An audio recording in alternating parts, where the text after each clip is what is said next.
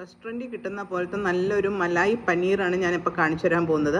അപ്പോൾ അതിനുള്ള ഇൻഗ്രീഡിയൻസ് പനീർ, സവോള, ക്യാപ്സിക്കം, പിന്നെ അരച്ച് ചേർക്കാനായിട്ട് പച്ചമുളക്, ഇഞ്ചി, വെളുത്തുള്ളി, അണ്ടിപ്പരിപ്പ്, kasuri methi, chilli flakes, garam masala, pepper, ഇതെല്ലാം കൂടെ അരച്ച് നമുക്ക് തൈരിലും ക്രീമിലും ഒക്കെ മുക്കിയിട്ട് വേണം ഇതെല്ലാം കൂടെ മാരിനേറ്റ് ചെയ്ത് വെക്കാനായിട്ട്. ഇതെല്ലാം കൂടെ മിക്സ് ചെയ്തിട്ട് നമുക്ക് പനീർ കഷ്ണങ്ങൾ ഓരോന്ന് അതിനകത്ത് മിക്സിൽ മാരിനേഷനിലിട്ടിട്ട് ഓരോന്നായിട്ട് മാരിനേറ്റ് ചെയ്ത് ഒരു 15 മിനിറ്റ്സ് എങ്കിലും മിനിമം വെക്കണം.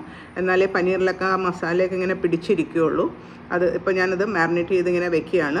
പനീർ മാരിനേറ്റ് ചെയ്ത് വെച്ച് കഴിഞ്ഞിട്ട് ആ ബാക്കിയുള്ള ലെഫ്റ്റ് ഓവർ മസാലയിൽ തന്നെ നമുക്ക് ആ സവോള അരിഞ്ഞതും ക്യാപ്സിക്കം അരിഞ്ഞതും കൂടെ നന്നായിട്ട് മാരിനേറ്റ് ചെയ്തെടുക്കണം. അപ്പോൾ രണ്ടും ഈക്വലായിട്ട് എല്ലാത്തിലും മാരിനേഷനൊക്കെ പിടിച്ച് ഒരു 15 മിനിറ്റ്സ് മിനിമം വെക്കുക.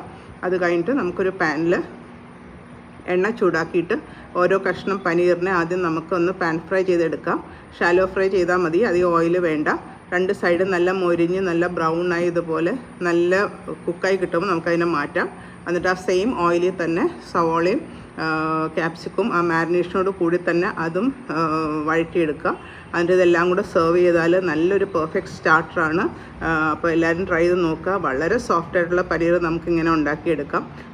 ക്രീമിൻ്റെയും ഒക്കെ നല്ല ടേസ്റ്റും കിട്ടും, അണ്ടിപ്പരിപ്പൊക്കെ അരച്ചതിൻ്റെ ടേസ്റ്റും എല്ലാം കിട്ടും. അപ്പോൾ എല്ലാവരും ഒന്ന് ട്രൈ ചെയ്ത് നോക്കുക. ഇഷ്ടമാവുമെന്ന് വിചാരിക്കുന്നു. Okay, thank you.